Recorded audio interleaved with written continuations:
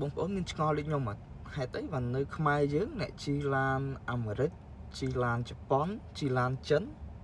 គាត់ឆ្លោះគ្នាទាំងដែលនៅលើពិភពលោក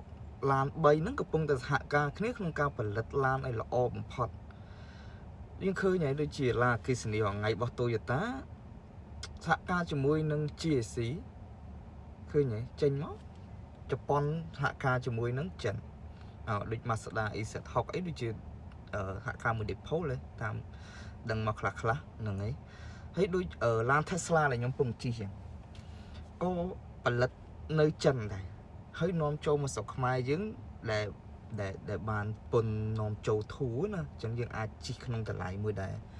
មិនថ្លៃពេកបាទខ្ញុំគិតថាបើសិនជានាំចូលពីអាមេរិកមកហ្មងដែលអត់ឆ្លងកាត់ចិនដែល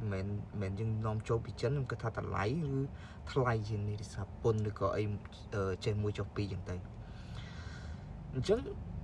គិតមើល3 brand ហ្នឹងគេកំពុងតែសហការគ្នាក្នុងការផលិតឡានអគ្គិសនីឬក៏ផលិតឡានផ្សេងឲ្យល្អតែយើងគ្រាន់តែជាអ្នកប្រើទេមិនមែនជាអ្នកផលិតទេ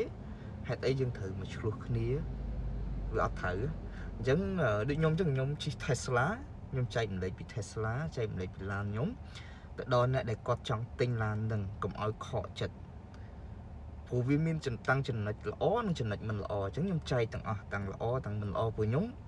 ជាអ្នកជិះផ្ទាល់អញ្ចឹងខ្ញុំ review ឡានដែលខ្ញុំជិះហើយខ្ញុំមិនមែនជិះតែមួយគ្រឿងទេខ្ញុំមានឡានចិនមួយដែរនេះលើក motor នេះលើក motor ឡានចិនមួយដែរឡានហ្នឹងក៏ស្រួលជិះដែរហើយខ្ញុំក៏ជិះញឹកដែរហើយខ្ញុំគិតថាដូចជាវាមិនអីដល់ថ្នាក់អីយើងត្រូវទៅប្រអាប់គ្នាចេះមួយចុះពីរព្រោះឡានទាំងអស់សំបីតបងដែលគាត់ជិះព្រុសក៏ដោយជិះ Kia Morning ឬក៏អីក៏ដោយគាត់ស្រឡាញ់ឡានគាត់ព្រោះញើសឈាមរបស់គាត់ខំប្រឹងសំលុយទិញអញ្ចឹងណាអញ្ចឹងយើងអត់ចាំបាច់អីត្រូវទៅប្រអាប់ឡានគេលើកឡានយើងគ្រាន់តែមានឡានជិះខ្លួនយើង review មកដូចខ្ញុំreview ពីឡានរបស់ខ្ញុំហ្នឹងល្អថងណាអត់ល្អថងណាអញ្ចឹងទេអញ្ចឹងហើយពិភពលោកគេកំពុងសហការគ្នាក្នុងការផលិតឡានឲ្យល្អសម្រាប់យើងអ្នកប្រើអញ្ចឹងយើងអ្នកប្រើមិនបាច់ឆ្លោះគ្នាទេយើងចាំតែប្រើទៅ